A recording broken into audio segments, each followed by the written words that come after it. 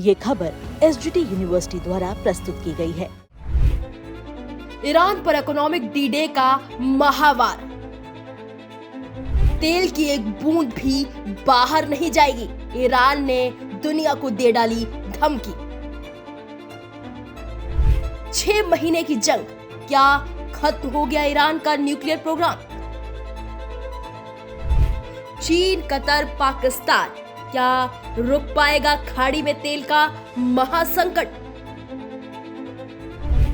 Trump का D day plan fail, Iran ने चल दिया नया दांव।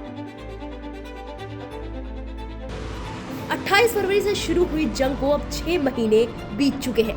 बमबारी की आवाजें और मिसाइलों के धुएं के बीच दुनिया को लग रहा था कि शायद पिछले कुछ हफ्तों से दोनों देश शांत हैं, क्योंकि कोई नया सैन्य हमला नहीं हुआ है। लेकिन सच ये है कि ये शांति तूफान से पहले की खामोशी थी।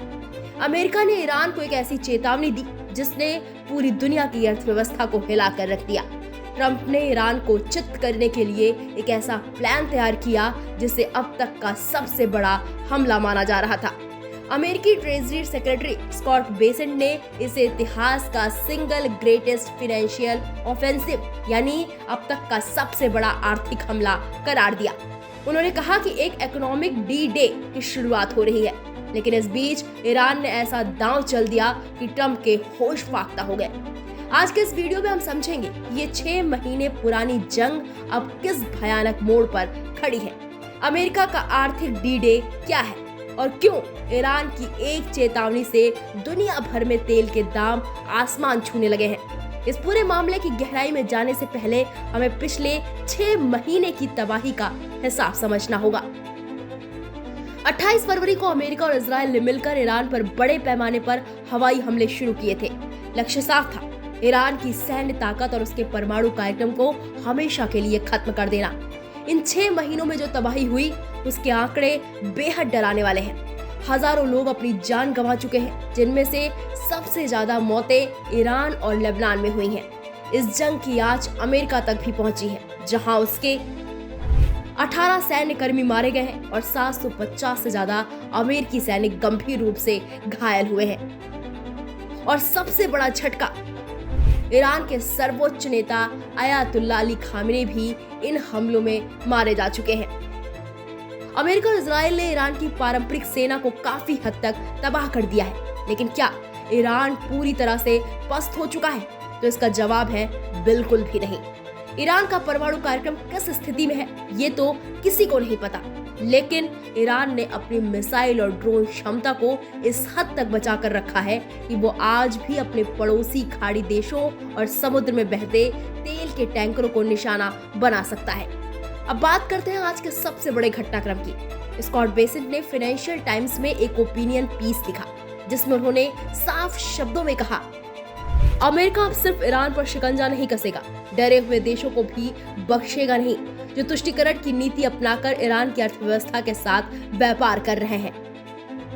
अमेरिका का संदेश साफ है, अगर कोई भी देश ईरान के साथ बिजनेस करता है या उसके बैंकिंग सिस्टम से जुड़ता है तो उसे अमेरिका के भारी गुस्से और पाबंदियों का सामना करने के लिए तैयार रहना होगा। अमेरिका का यह सीधा इशारा चीन की तरफ भी है। अमेरिका ने पहले ही चीन से सहयोग की अपील की थी, क्योंकि चीन अपनी जरूरत का लगभग आधा तेल खाड़ी से ही खरीदता है। लेकिन चीन का जवाब क्या आया? वॉशिंगटन में चीनी दूतावास के प्रवक्ता ने अमेरिका के इस रुख को खारिज करते हुए कहा, प्रतिबंध और दबाव किसी समस्या का समाधान नहीं है, रास्ते सिर्फ कूटनीति से ही निकलते हैं। यानी चीन अमेरिका के आर्थिक दबाव के आगे झुकने के लिए तैयार नहीं दिखाई दे रहा। अब आते हैं सिक्के के दूसरे पहलू पर। अमेरिका की इस आर्थिक डी डे की धमकी पर ईरान ने क्या रुख अपनाया है? ईरान के सुप्रीम नेशनल सिक्योरिटी काउंसिल के सचिव मोहसिन रजाई ने अमेरिका को चेतावनी देते हुए एक बेहद खतरनाक ऐलान कर दिया। अगर आर्थिक युद्ध जारी रहा तो न सिर्फ होर्मुज जलडमरू मध्य से, बल्कि फारस की खाड़ी के किसी भी कोने से तेल की एक बूंद भी निर्यात नहीं होने दी जाएगी। यानी तेल की एक बूंद भी नहीं बाहर जा सकती है। ईरान ने दुनिया को दो टूक कह दिया है। अगर कोई भी देश अमेरिका के आर्थिक युद्ध में उसका साथ देगा तो ईरान उसे अपने खिलाफ एक्ट ऑफ वॉर यानी युद्ध की सीधी घोषणा मानेगा। ईरान की इस सीधी धमकी का असर दिखने भी लगा है। स्ट्रेट ऑफ हॉर्मुज, जो दुनिया के तेल व्यापार की सबसे महत्वपूर्ण नस है, वहां जहाजों की आवाजाही लगभग ठप हो चुकी है। इसका सीधा असर आपकी और हमारी जेब पर पड़ रहा है, क्योंकि वैश्विक बाजार में ईंधन के दाम तेजी से भाग रहे हैं। ईरान बाहर से भले ही कितना भी निडर दिख रहा हो, लेकिन अंदरूनी सच ये है, ईरान की हालत बेहद नाजुक है।